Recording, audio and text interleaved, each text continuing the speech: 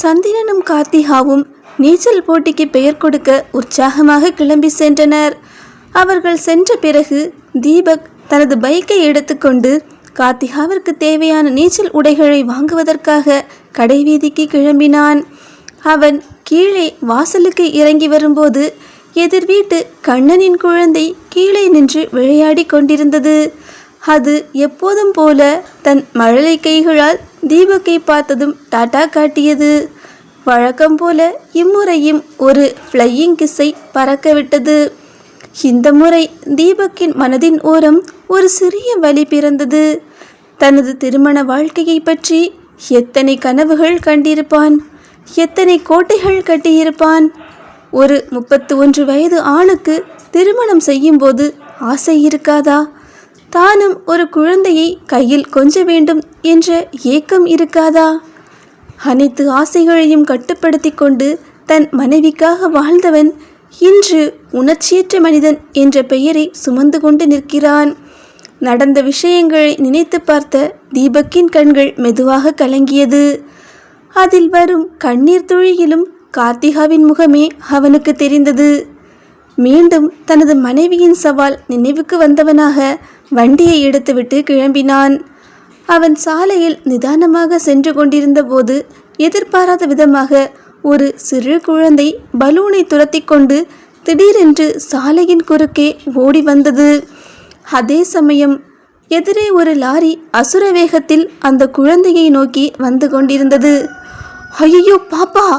சுற்றிலும் இருந்தவர்கள் அலறுவதற்குள் மின்னல் வேகத்தில் தன் வண்டியை ஓரங்கட்டிவிட்டு பாய்ந்த தீபக் லாரி குழந்தையை உரசுவதற்கு ஒரு நொடிக்கு முன்னதாக அந்த குழந்தையை வாரி அணைத்து கொண்டு நடைபாதையில் விழுந்தான். லாரி ஹார்ன் சத்தத்துடன் கடந்து செல்ல மரணத்தின் பிடியிலிருந்து தப்பிய அந்த குழந்தை பயத்தில் அழத் தொடங்கியது. ஒரு நொடியில் என்ன நடந்தது என்று தீபக்கிற்கு தெரியவில்லை. அசைவற்றவனாக அப்படியே அமர்ந்திருக்க சற்று தொலைவில் இருந்து ஒரு பெண்மணி பதற்றமாக ஓடி வந்து குழந்தையை அணைத்து கொண்டார். தீபக் தன் ஆடையை தட்டி கொண்டே எழுந்து, என்னம்மா இது? ஒரு குழந்தைய இப்படியா கவனிப்பீங்க? ஒரு நிமிஷம் நான் கவனிக்காம இருந்திருந்தா என்ன ஆகியிருக்கும் என்று சற்றே கோபத்துடன் கேட்டான். அந்த பெண்மணி கண்களில் கண்ணீருடன், மன்னிச்சிடுங்க தம்பி, என் பக்கத்துல தான் இருந்தா. கையில் வச்சிருந்த பலூன் காத்துல பறந்ததும் என் கையை உதறிட்டு ஓடி வந்துட்டா. நீங்க மட்டும் இல்லைன்னா என்று விம்மினார். சரி விடுங்க, இனிமேலாவது ஜாக்கிரதையாயிருங்க என்று சொல்லிவிட்டு தீபக் நகர முயல, தம்பி இதோ பக்கத்தில் தான் எங்கள் வீடு இருக்குது, இவ்வளோ பெரிய உதவி செஞ்சுருக்கீங்க, ஒரு வாய் தண்ணி குடிச்சிட்டு போங்க தம்பி என்று அவர் வற்புறுத்தினார். அந்த குழந்தையும் மாமா வீட்டுக்கு வாங்க மாமா என்று மழலை குரல் மாறாமல் கூப்பிட தீபக்கால் மறுக்க முடியவில்லை. அவர்கள் அழைத்து சென்ற அந்த வீடு மிகவும் வசதியாக இருந்தது. தீபக் உள்ளே நுழைந்த போதுதான் கவனித்தான், அது ஒரு பிரபல மருத்துவரின் இல்லம். சிறிது நேரத்தில் உள்ளே வந்த அந்த மருத்துவர் தன் மனைவி சொன்ன விவரங்களை கேட்டு நெகிழ்ந்து போனார். ரொம்ப தேங்க்ஸ் தம்பி, என் குழந்தைய காப்பாற்றி கொடுத்துருக்கீங்க என்று நெகிழ்ந்து தன் பாக்கெட்டில் இருந்து ஒரு கட்டு பணத்தை எடுத்து தீபக்கிடம் நீட்டினார். தீபக்கின் முகம் சட்டென்று மாறியது. டாக்டர் என்ன நினச்சிட்டு இருக்கீங்க? நான் பணத்துக்காக இதை பண்ணலை. இப்படி பணம் கொடுத்து என்னோட மனிதாபிமானத்தை அசிங்கப்படுத்தாதுங்க என்று தீர்க்கமாக சொன்னான். அவன் பேச்சில் இருந்த நேர்மையை கண்டு மருத்துவர் திகைத்து நின்றார். சாரி தம்பி, உங்கள் மனசை காயப்படுத்தணும்னு நினைக்கல என்று அவர் சொல்ல, பரவாயில்ல டாக்டர், நான் கிளம்புறேன் என்று தீபக் திரும்பினான். அப்போது எதேச்சையாக மேசையின் ஓரத்தில் நீண்டிருந்த ஃபைல் தீபக்கின் கை தட்டுப்பட்டு கீழே விழுந்தது. ஐயோ சாரி என்று பதறியபடி அந்த ஃபைலை எடுக்க குனிந்த தீபக்கின் கண்கள் அந்த ஃபைலிலேயே நிலைத்து போயின. அதில் இருந்தது அவனது அண்ணன் சுதீப்பின் புகைப்படம். தீபக் திகைப்புடன் அந்த ஃபைலை எடுத்து பார்த்தான். அதில் ஏதேதோ சிகிச்சையின் விவரங்கள் இருந்தன. டாக்டர், எதுக்காக இவருக்கு ட்ரீட்மெண்ட் போயிட்டுருக்கு? இவருக்கு என்ன பிரச்சனை என்று ஆர்வமாக கேட்டான். மருத்துவர் பதில் பேச முடியாமல் தயங்கி நிற்க உடனே தீபக், டாக்டர் நான் யாருக்கிட்டையும் வெளியே சொல்ல மாட்டேன், இது என்னோட அண்ணன் தான், ஒரு சின்ன குடும்ப பிரச்சனையினால நாங்கள் பேசிக்கிறது இல்லை, அவனோட உயிருக்கு ஏதாவது ஆபத்தா என்று சற்று பதற்றமாவது போலவே கேட்டான். அப்போதும் மருத்துவர் பேசாமலேயே நின்றிருக்க மருத்துவரின் மனைவி, எங்க இவரை பார்த்தா நல்லவர் மாதிரி தெரிகிறாரு, நம்ம குழந்தையோட உயிரையே காப்பாற்றி கொடுத்துருக்காரு, அவரோட அண்ணன் உயிருக்கு ஏதோ ஆபத்துன்னு பயப்படுறாரு, என்ன விஷயம்னு உண்மையை சொல்லுங்க என்று சொல்ல மருத்துவர் பேசத் தொடங்கினார். இவருக்கு சில வருஷங்களுக்கு முன்னாடி நடந்த ஒரு விபத்தில் ஆன்மை பாதிக்கப்பட்டுடுச்சு தம்பி. அதுக்கான சிகிச்சையில் தான் இப்போ இருக்காரு என்றார். தீபக் மெல்ல, இப்போ சரியாகிடுச்சா டாக்டர் என்று கேட்டான். ஆமாம் தம்பி, ஓரளவுக்கு குணப்படுத்தியாச்சு என்று சொல்ல, ஓ அப்போ இனிமே எங்கள் அண்ணனுக்கு சந்தோஷமாக நாங்கள் கல்யாணம் பண்ணி வைக்கலாம் அப்படித்தானே என்று அடுத்த கேள்வியை கேட்டான். அந்த கேள்வியை கேட்டதும் மருத்துவர் அவனிடம், இங்கே பாருங்க தம்பி, உங்கள் அண்ணனுக்கு மருத்துவ ரீதியாக விந்தணுக்கள் இப்போ ஆரோக்கியமாக இருக்குது. அதனால் செயற்கை கருத்தரிப்பு அப்படிங்கிற IVF மூலமாக அவரால் ஒரு குழந்தைக்கு அப்பாக முடியும். ஆனால் இயற்கையான முறையில் நேரடி தாம்பத்தியம் அவரால் பண்ண முடியாது. அந்த செயல்பாடுகளில் இன்னும் சிக்கல் இருக்குது.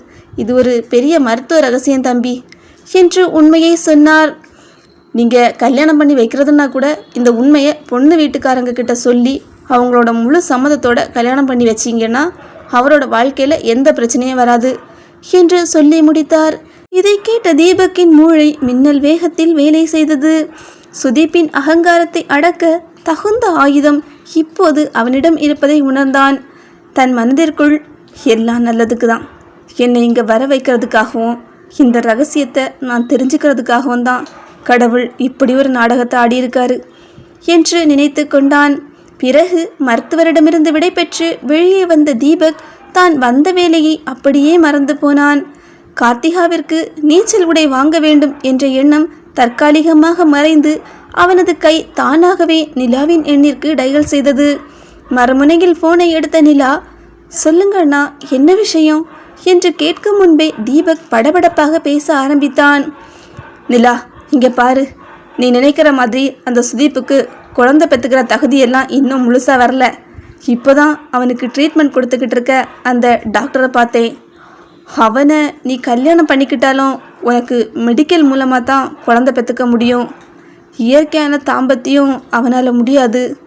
இது ரொம்ப பெரிய ரிஸ்க் நிலா. உன்னோட இந்த முடிவை மாற்றிக்கோ, இந்த கல்யாணம் வேண்டாம் என்று பதச்சத்துடன் சொன்னான். அவன் சொல்லி முடித்ததும் மறுமுனையில் நிலாவின் மெல்லிய சிரிப்பு சத்தம் கேட்டது.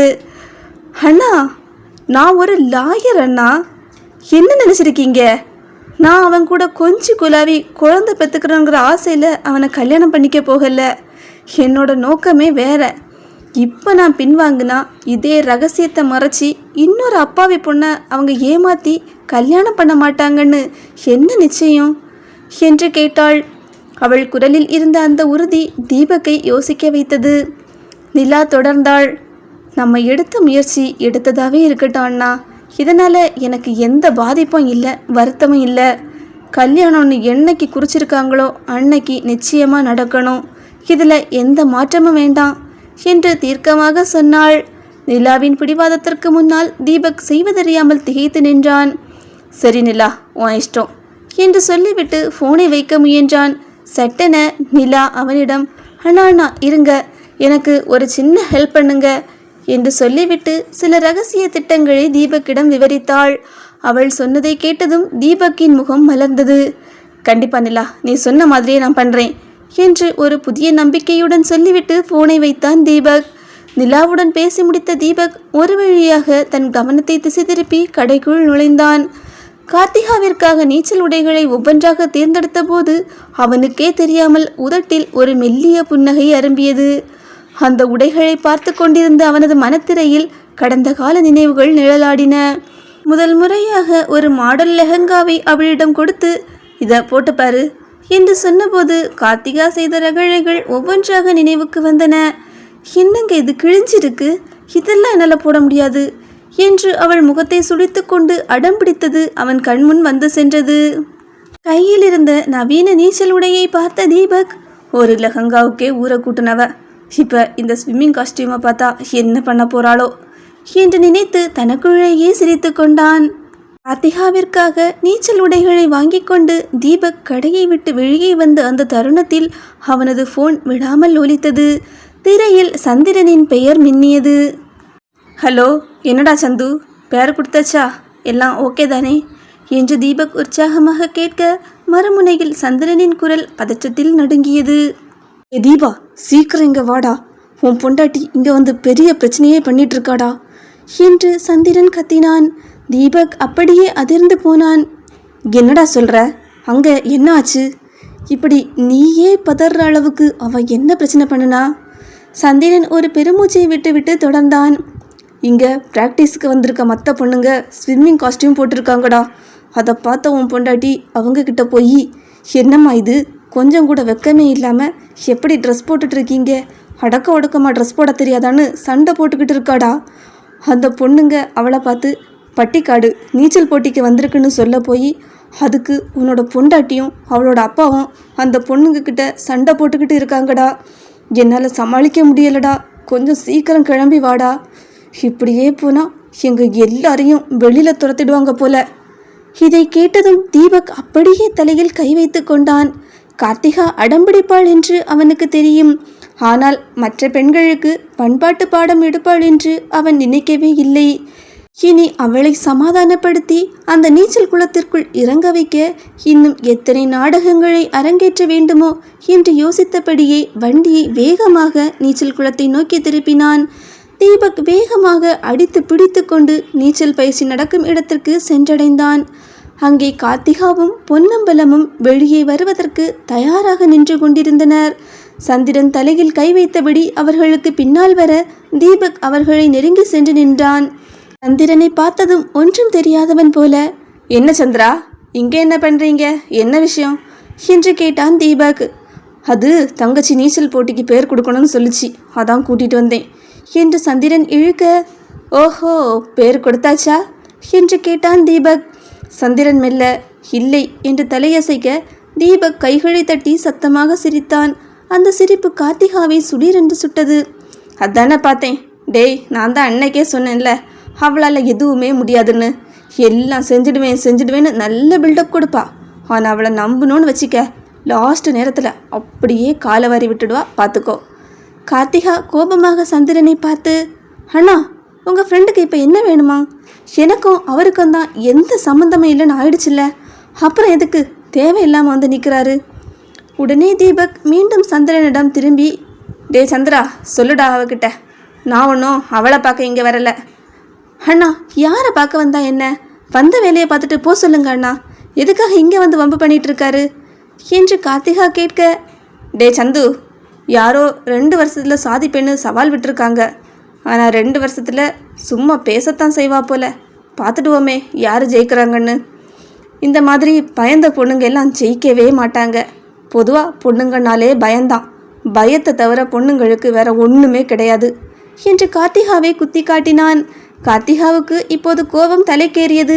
அவள் சந்திரனிடம் திரும்பி, இங்கே பாருங்கன்னா எனக்கு ஒன்றும் பயம் கிடையாது, இவங்க போட்டிருக்க ட்ரெஸ்ஸு எனக்கு பிடிக்கல. அந்த ஆள் என்னடானா இந்த ட்ரெஸ்ஸை போட்டால் தான் போட்டிக்கு அனுமதிப்பேன்னு ஒத்த கால நிற்கிறாரு என்று குமுறினாள். தீபக் விடாமல் சந்திரனிடம், டே சந்து உன் தங்கச்சிக்கிட்ட சொல்லு, எந்த ஒரு இடத்துக்கு போனாலும் அந்த இடத்துக்கு தகுந்த போல் நம்மளை மாற்றிக்கணும்னு. எப்போ பார்த்தாலும் தாவணியே சுற்றிக்கிட்டு தெரிஞ்சா அப்புறம் நீச்சல் அடிக்கும்போது தாவணி கழுத்தில் சுற்றிக்கிட்டு கழுத்து இறுகி போகணும்னு சொல்லு என்றான். பாவம் சந்திரன் 2 பேருக்கும் நடுவில் மாட்டிக்கொண்டு முழித்தான். டேய் நீங்கள் 2 பேருமே ஒருத்தருக்கு ஒருத்தர் நேராக பேசிக்கலாமே, எதுக்கு என்கிட்ட சொல்கிறீங்க என்றான் சலிப்புடன். அவகிட்ட பேசுகிறதுக்கு எனக்கு ஒன்றும் இல்லை, நான் இங்கே என் ஃப்ரெண்டை பார்க்க வந்தேன் என்று தீபக் முகத்தை திருப்பிக் கொள்ள கார்த்திகாவும் சளைக்காமல், எனக்கும் அவர்கிட்ட பேச வேண்டிய அவசியமே இல்லை, ஒரு பொண்ணோட உணர்வுகளை மதிக்க தெரியாதவர்கிட்ட நான் எதுக்கு பேசணும் என்று படபடத்தாள். சந்திரன் அந்த இடமே போர்க்களமாக மாறியிருப்பதைக் கண்டு செய்வதறியாது அப்பாவியாக பார்த்து கொண்டு நின்றான். திடீரென்று தீபக் சந்திரனை பார்த்து நக்கலாக சிரித்து கொண்டே, டே சந்து உனக்கு ஒன்று தெரியுமா, மேடம் ரொம்ப பெரிய ஆள், பரீட்சைக்கெல்லாம் படிப்பாங்க, ஆனால் யூனிஃபார்ம் மட்டும் போட மாட்டாங்க, ஏன்னா அது அவங்களுக்கு கேவலம். ஹாஸ்பிட்டலுக்கு ட்ரீட்மெண்ட்டுக்கு வருவாங்க, ஆனால் அங்கே கொடுக்குற ட்ரெஸ்ஸை மாற்றிக்க மாட்டாங்க, அதில் அவங்களுக்கு ஒரு பயம். இப்படி எதுக்கு எடுத்தாலும் பயந்தாண்டா மச்சான் இவங்களுக்கு. இந்த மாதிரி ட்ரெஸ்ஸெல்லாம் போட்டுக்கிட்டு இவங்களால் ஜெயிக்கவே முடியாது. ஏன் இவங்களால் இந்த ட்ரெஸ்ஸை போட்டுக்கிட்டு ஒரு நிமிஷம் கூட இருக்கவே முடியாது. போய் வீட்டில் ஏதாவது சமையல் வேலை இருந்தால் பார்த்துக்கிட்டு வீட்டோடு இருக்க சொல்லுடா என்று சத்தமாக பேசினான். இவங்களுக்கு வறுக்கிறதுக்கும் பொரிக்கிறதுக்கும் தான் சரிப்பட்டு வரும். இந்த மாதிரி போட்டியெல்லாம் இவங்களுக்கு செட் ஆகாதுடா, சொல்லுடா, வீட்டில் சட்டிப்பான வெயிட்டிங் என்று சொல்லி சிரித்தான். கார்த்திகாவுக்கு இப்போது ரோசம் பொத்து கொண்டு வந்தது. யாரை பார்த்து முடியாதுன்னு சொல்கிறான்? தன் அப்பாவிடமே போய், அப்பா என்னால் முடியாதா? அங்கே பாருங்கப்பா, எத்தனை பொண்ணுங்க விளையாடுறாங்க, அவங்களும் பொண்ணுங்க தானே. அப்படிப்பட்ட இடத்துல எனக்கு என்ன பயம்? என்னால் முடியும்ப்பா, எனக்கும் இதே போல் ஒரு ட்ரெஸ்ஸு வாங்கி கொடுங்கப்பா என்று பிடிவாதமாக கேட்டாள்.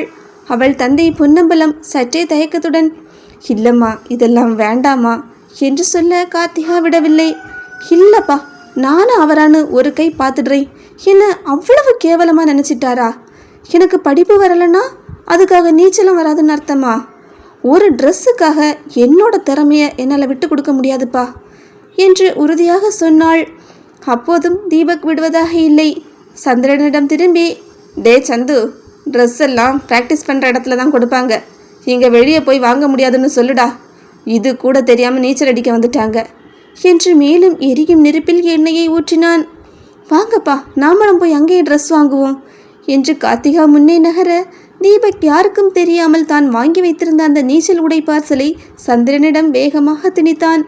சந்திரன் சட்டென்று கார்த்திகாவை தொடர்ந்து ஓடி, தங்கச்சி நில்லுமா, நான் ஏற்கனவே வாங்கிட்டேன், நம்ம இங்கே வரும்போதே தந்துட்டாங்க, இப்போது ட்ரெஸ் இருக்குது, நீ போய் பேரை மட்டும் கொடுத்தா போதும் என்று அந்த பார்சலை அவளிடம் கொடுத்தான்.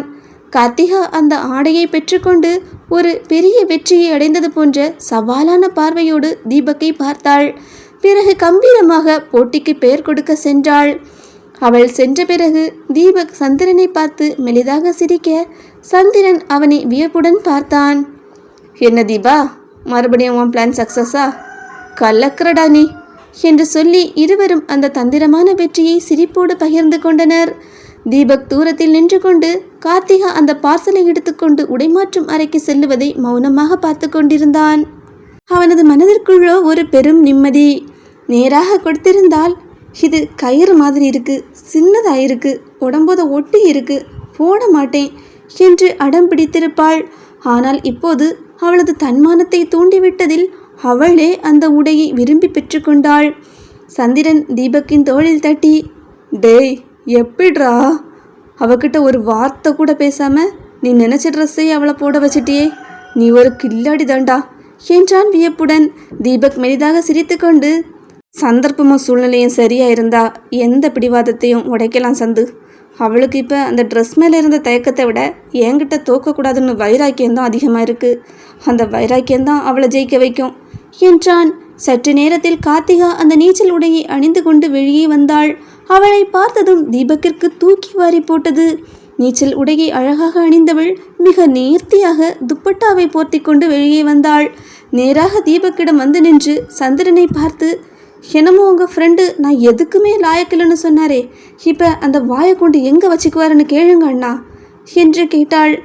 அவளை பார்த்து சத்தமாக சிரித்த தீபக், டே சந்து, என்னடா இது கோலம், நீச்சல் ட்ரெஸ்ஸுக்கு துப்பட்டா எல்லாம் போடக்கூடாதுன்னு உன் அருமை தங்கச்சிக்கு சொல்லி கொடுடா என்று சொல்லி சிரித்தான். அண்ணா, நான் நீச்சல் அடிக்க குளத்துக்குள்ளே போகும்போது துப்பட்டாவை கழத்திட்டு குளத்துக்கு வெளியே வந்த உடனே மறுபடியும் போட்டுக்குவேன்னு உங்கள் ஃப்ரெண்டுக்கிட்ட சொல்லுங்க அண்ணா, ரொம்ப ஓவராக நக்கல் அடிக்க வேண்டான்னு சொல்லுங்க என்று சொன்னாள். உடனே சந்திரன் கார்த்திகாவை பார்த்து, போதும் போதும் சண்டை போட்டது, அதான் போட்டிக்கு பேர் கொடுத்தவங்க எல்லாம் அங்கே நிற்கிறாங்க பாருமா, அங்கே போய் நில்லு. டே தீபக்கு, நீ கொஞ்ச நேரம் உன் வாயை மூடிட்டு சும்மா இருடா என்று சொல்லி அவளை போட்டிக்கு அனுப்பினான்.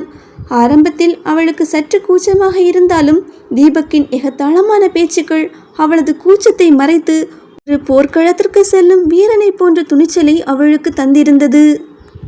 அவள் குளத்தின் விளிம்பில் வந்து நின்றபோது அதுவரை அவள் யாரிடம் அந்த நீச்சல் உடையை அணிவது பண்பாடு இல்லை என்று சண்டையிட்டு கொண்டிருந்தாளோ அந்த பெண்கள் அவளை பார்த்து சிரித்தார்கள். ஹாய் ஃப்ரெண்ட்ஸ், இந்த ஸ்டோரி உங்களுக்கு பிடிச்சிருந்தோன்னா லைக் பண்ணுங்கள், ஹை பாயிண்ட்ஸ் கொடுத்து என்கரேஜ் பண்ணுங்கள், அண்ட் மறக்காமல் ஸ்டோரி பற்றின உங்களோட கருத்துக்களை கமெண்ட்டில் ஷேர் பண்ணுங்கள். அதை விட முக்கியமான விஷயம், இப்போவே நம்ம சேனலை சப்ஸ்கிரைப் பண்ணிக்கோங்க.